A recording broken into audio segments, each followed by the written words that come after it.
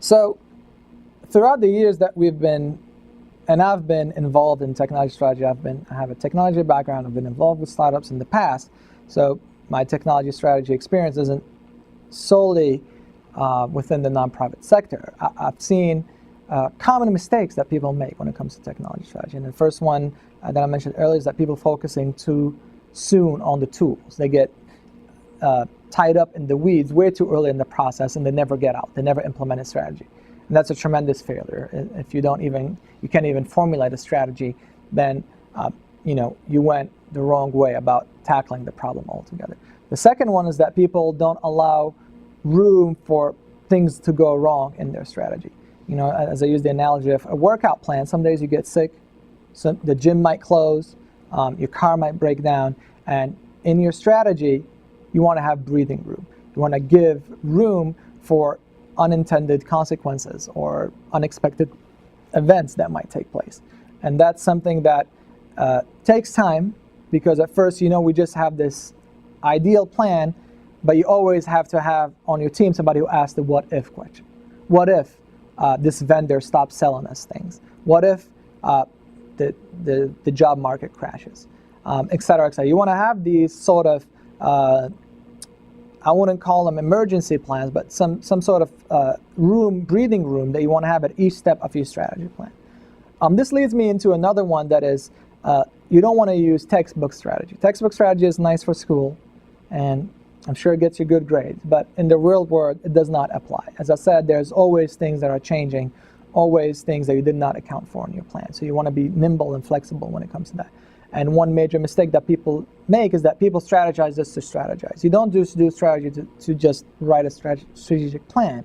You do it really to anticipate the trends, to understand how your sector is evolving, how maybe your subsector within the nonprofit world is evolving, or your service or your customers are evolving over time. And you want to anticipate their needs. You want to anticipate their demands.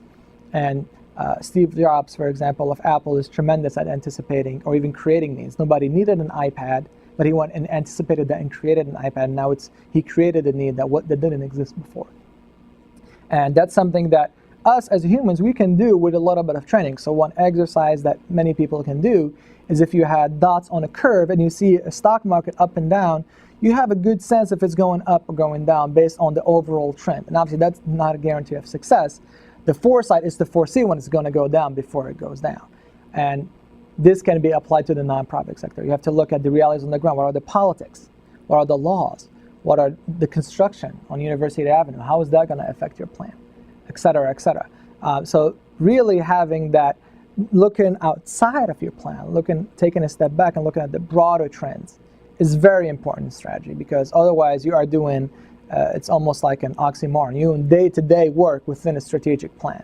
And really you want to keep your ideas broad and your creativity open to things that are unintended in your strategic plan. Finally, I think the last one is to shove technology down people's throats. I think that definitely does not work. Two things, I guess. That's the first one, is that just shoving technology down people's throat does not work, because people, even though they might be receptive, and they don't have fear of technology per se, but they will just be resistant because of your attitude. So you really want to make sure that we are in this together. We are a team. Although you're not part of implementing the strategic plan, you are part of the execution of it. So we need you to be here. You want to make sure that people are stakeholders within your organization in the success of your plan. And the second one is, you should never, ever choose a technology because you think it's cool. Because you might be much more tech savvy than your average worker. Your tech strategy is going to be as successful as your weakest link in the organization. So you want to make sure that anything you design could be adopted by your least tech-friendly employee. And then from there you move up. Because you want to think about, when you leave your organization, you want to make sure that your plan outlives you. Because any plan that is only designed for 3 or 6 or 1 year, 3, 6 months or 1 year, is not going to have the impact that people hope to get out of it. And that's something that really requires that people buy into it, and that technology is designed not based on what you think is good, but what is feasible and what is adoptable from your employees or your coworkers.